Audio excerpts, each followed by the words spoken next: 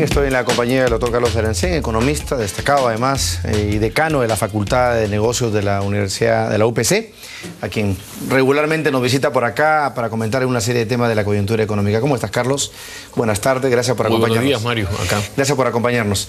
Bien, este último domingo pues fue esta entrevista extensa al presidente de la República y imagino que tú, tanto como yo, estuvimos muy a la expectativa de lo que se hubiera expresado o adelantado en materia económica, que ciertamente es uno de los puntos que a mi juicio debería, digamos, generarle mayor preocupación al gobierno en vista de que este proceso de desaceleración pues no solamente está dentro de lo previsto, de lo que habíamos estimado, sino que para algunos incluso, como Pedro Pablo Kuczynski, te lo comentaba fuera de cámaras, podría, digamos, agudizarse, empeorar. Algunos ya estiman un crecimiento más cercano a 4% para fin de este año. Y tenemos, por ejemplo, la proyección de la propia Cámara de Comercio que lo está ubicando en 4,6, cuando hemos iniciado el año con un ministro de Economía muy optimista que hablaba de 6. El BCR ha ido corrigiendo progresivamente a la baja ese estimado. Y ahora estamos con esa incertidumbre. Además, obviamente, del tema de la falta de confianza y optimismo a nivel de agentes económicos. ¿Cómo ves tú este tema? En realidad, más allá de las proyecciones, los economistas sabemos que no podemos hacer proyecciones en el corto plazo, que predecir crisis es algo que lo dejamos con muchas ganas a los agoreros o a los magos. Lo concreto, sin embargo, es que tenemos una tendencia de producir y gastar menos, que se está reflejando en pasar de una tasa de crecimiento que hace poco llegaba a ser cercana al 9% en términos anuales y que ha bajado a una discusión hoy día entre el Banco Central y el INEI, que uno da algo más de 4% y el otro da algo más de 5% el Banco Central. Lo concreto es que 4 o 5% todavía implica un nivel de crecimiento que mueve a la economía, no al ritmo que necesitamos, para darles una idea. Para generar el empleo necesario o reducir la pobreza en los niveles adecuados. En realidad, con 4 o 5% se genera algún empleo y se reduce algo de pobreza, no al ritmo en el que estábamos ubicados. Para que tenga una idea el televidente, en los últimos 10 años, el crecimiento de la economía ha sido 6.5 cada año. Esto promedio. Es una bajada sobre el crecimiento promedio. Y esto refleja básicamente dos cosas. La primera es una fuerte caída de exportaciones y lamentablemente asociada a ella una fuerte caída o un congelamiento de la inversión. Básicamente, particularmente lo que tú me dices que te preocupaba mucho es el tema de balanza comercial, ¿no es así? Tenemos una balanza ya deficitaria y con perspectivas además agudizarse. Pasar de tener una balanza superavitaria de casi 10.000 millones de dólares anualizados a -1 es una contracción de 11%, pero la figura es más compleja. Me preocupa más la balanza en cuenta corriente, es decir, la diferencia entre exportaciones e importaciones de bienes y servicios. Esa hace poco se cubría holgadamente con la moderación de las inversiones que pactó García y que dieron alrededor de 16.000 dólares de superávit de ingreso de capitales en la cuenta financiera. Hoy día apenas recibimos 6. Es como si se está acabando el aliento recibido en aquel momento, en un contexto donde el mismo presidente habla de permisología y se traba la inversión casi en todos los ámbitos. Y eso sí implica algo serio. Estamos perdiendo el momento, es decir, la conexión positiva entre exportación e inversión. Eso no es una cuestión de consumo, ni de gasto público, ni de demanda interna. Esto es una economía que reducía pobreza, captando inversiones y canalizándolos hacia exportaciones que hoy día, sin haber caído los precios de manera drástica, como destaca la presidenta de la Sociedad Nacional de Minería, Petróleo y Energía, sin que los precios hayan caído feo, para hablar en lenguaje sencillo, ya tiene una caída de exportaciones significativa. El domingo el presidente, como es lógico, digamos, entraba o admitía este bajón producto del tema de precios internacionales, básicamente commodities y, por supuesto, en el menor volumen de exportaciones. Sin embargo, al momento de pronunciarse sobre el tema de la agenda interna, que es la agenda que sí controlamos y que sí tranquilamente ha podido compensar de manera importante este bajón, pues lo que estamos escuchando es básicamente el mismo discurso de hace 3 o 4 meses. Iniciativa para reducir trámites, para bajar costos, para mejorar la tramitología. Pero lo cierto es que a nivel del stock de inversiones no hay mucho que mostrar. O sea, y la lentitud, además, con la que avanzan las cosas es terriblemente, digamos, poco optimista. Es el síndrome del pitufo. Yo me resigno a menos crecimiento porque ahora lo externo está implicando que yo crezca menos. Las cosas no son así, las cosas no se han hecho bien.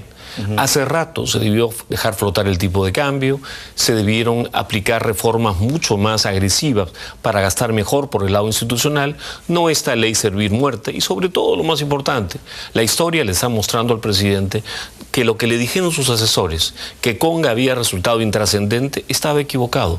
Conga y su paralización le ha pasado una factura muy cara porque se ha llevado 5 puntos de crecimiento y hoy día la gente discute si va a ser menos o si apenas se va a mantener. Solamente en el caso de Conga, pero si eso termina siendo una mala señal para el sector en su conjunto, también te traes abajo Tía María, los proyectos mineros que están en cartera y que no despegan por razones, las Bambas. Toromocho en cámara lenta. Así es. Mire, en realidad un país es dinámico no por buenas intenciones y menos por pasividad. Uno tiene que mostrar un país agresivo. Estamos creciendo menos del 6.5 al que nos acostumbramos. Hay que crecer mucho más a eso y aquí no hay recetas mágicas. Mucho más exportación, hacer lo que sea necesario para exportar más y dejar de trabar inversiones en toda la economía. Apostar, por ejemplo, a postergar los proyectos rentables de Perú por hacer una refinería política en Talara, que claro que va a aumentar el PBI, pero nadie nos ha dicho si es rentable. Le dicen que va a purificar el medio ambiente, que va a causar la paz mundial, que va a aumentar un aumento de la competitividad drásticamente, cosas que no se pueden probar. Lo que hay es una decisión a gastar con menos priorización, agrégale la línea 2 del metro, agrégale el gasoducto, el cual nadie conoce las cifras, y que cabe la pregunta, ¿de dónde va a salir para todo eso? Porque si no va a haber inversión y estamos abrazando algo que tal vez no podamos hacer, aquí alguien ha asesorado mal al presidente. Ahora, a mí me parece positivo que el presidente hable de destrabar inversiones, de haber creado esta suerte de comité de asesores que permitan justamente identificar esos nudos. Pero vemos, por otro lado, que a nivel incluso del propio gabinete hay una suerte hasta de disputas entre, digamos, el insistir con una serie de normas de carácter socioambiental que me parece importante hacerla valer porque es parte de la normatividad, hay que respetarla. Pero por otro lado tienes al ministro de Energía y Minas y algunos otros, creo que el propio ministro de Economía y Finanzas, preocupados porque tienen en cola una gran cantidad de inversionistas que ahora miden primero, digamos, con lupa al Perú en cuanto al costo y el tiempo que les estima poner en práctica proyectos de inversión de arriba de 500 millones de dólares. Entonces, como que seguimos atados de manos, porque por un lado van las palabras de promoción, pero por otro los hechos de la burocracia dicen cosas totalmente diferentes. No sé cómo tú lo ves. Es una esquizofrenia lo que estamos viviendo. Hace años hablamos de que tenemos más de 50.000 millones de dólares en proyectos mineros. Y nunca cumplimos ni el 10% de esa cola. Cualquier televidente la tiene clara. Espantamos. Porque si es 1 de cada 10, es porque estamos haciendo muchas cosas mal. Mala regulación tributaria, mala regulación laboral, no defendemos ni siquiera el orden público. Los proyectos se paralizan en medio de caos de liderazgo, donde se hace lo que se quiere, donde la gente cumple y no pueden trabajar.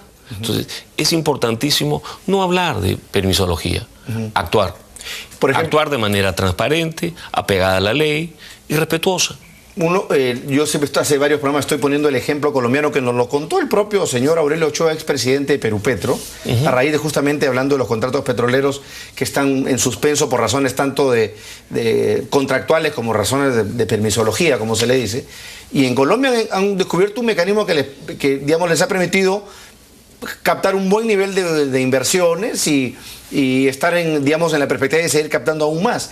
Y es, por ejemplo, así como el Perú tenía una frondosa legislación socioambiental que es, repito, respetable e importante, pero claro, cuando se dieron cuenta que muchos proyectos entraban en cola y la cola se hacía inmensa, dijeron, bueno, hasta acá nomás. Vamos a empezar a cambiar los primeros estudios de impacto ambiental con declaraciones juradas con carta fianza. Bueno, si el inversionista incumple un punto ambiental, pues inmediatamente el ejecuto. Pero ¿qué tienes ahora? Empresas serias que invierten en Colombia, ¿no es cierto?, generando empleo, generando una serie de cosas positivas, pero un Estado que facilita y permite que esa fluidez pues, se dé con una mayor facilidad. La regulación, el Estado, no está para ser simpático, está para hacer cumplir la ley. Ahora, la ley siempre refleja ideas económicas. Hay ideas torpes, hay ideas cargadas ideológicamente que generan pobreza y que traban la inversión, y hay ideas que tienen buen sentido. El problema concreto en el Perú es que tenemos un montón de regulaciones para todos los gustos. Son expertos trabando, además de incentivos dentro de la administración pública, en el cual aquel que se atreve a dar luz verde, termina con un prontuario judicial no envidiable. Así que no nos hagamos estos burócratas, no. Hay mucha gente capaz en la burocracia, pero hay incentivos que hacen que el burócrata que se atreva es un tipo muy tonto, porque lo van a dejar a su suerte y lo van a quemar. Nadie le va a pagar ni medio abogado, pero que sí. Aquí se trata de entender que competimos, que tenemos una presión tributaria que espanta sobre los formales, que tenemos un tipo de cambio fuera de lugar, que no defendemos ni siquiera el orden público, que el Poder Judicial, los gobiernos locales y regionales son proverbialmente folclóricos, y como reflejo de ello tenemos la cola o la gran distancia entre los que quieren invertir y los que al final les dejan invertir. Aquí se requiere liderazgo. El progreso ni es seguro, ni es inevitable, lo repito a cada rato, requiere de liderazgo. Y nuestro liderazgo es pobre. A nivel regional, el presidente ayer tuvo mucho miedo, cuidado de no hablar duro, o el domingo, perdón, de Cajamarca. Pero Cajamarca tuvo todos los recursos. Así es. Y ningún liderazgo. Un señor que por algún motivo que la historia algún día nos descubrirá, bloqueó una mega inversión que le hubiera permitido cambiar la suerte a una región, yo lo llamo departamento, que a principios de 1990 era lo más pobre del Perú. La gente ha olvidado eso. Vino la minería, le levantó un poquito, eligieron, y de eso son responsables los cajamarquinos, a un mal candidato, y ahora tienen lo que se merecen. Los pueblos y las regiones tienen la suerte que se merecen. En esta elección, los habitantes de cada región deben ser cuidadosos en chequear la trayectoria, no solamente en la campaña, no ser buenas gentes, porque después no son buena gente con ellos. ¿Crees tú que el presidente Humala, seguimos hablando en el plano estrictamente del manejo económico y de las reformas que son cruciales o de las... Oye, es que la palabra reforma también está desvirtuada, de las acciones que hay que implementar justamente para revertir este crecimiento inercial a la baja, tenga la suficiente capacidad como, o digamos, respaldo político, vamos a llamarle así, para que en los siguientes meses se pueda revertir eso? Te lo digo porque finalmente el próximo año es un año netamente electoral, este ya lo es a nivel regional. ¿Crees que aún existe esa opción? Entendamos esto. La palabra reforma puede ser una mala palabra. Lo que ha hecho la superintendencia y el Congreso con las AFP, y a eso lo llaman reforma, es un retroceso en la reforma. Cada día más el trabajador es menos dueño de su jubilación. Las AFP son una idea espléndida, la regulación es infame, y eso se ha logrado con reformas. Hay que llamar las cosas por su nombre. Lo que el Perú requiere son reformas capitalistas, mucho más apertura comercial, instituciones impecables, respeto por la gente y apostar no a un crecimiento del 5%, sino del doble.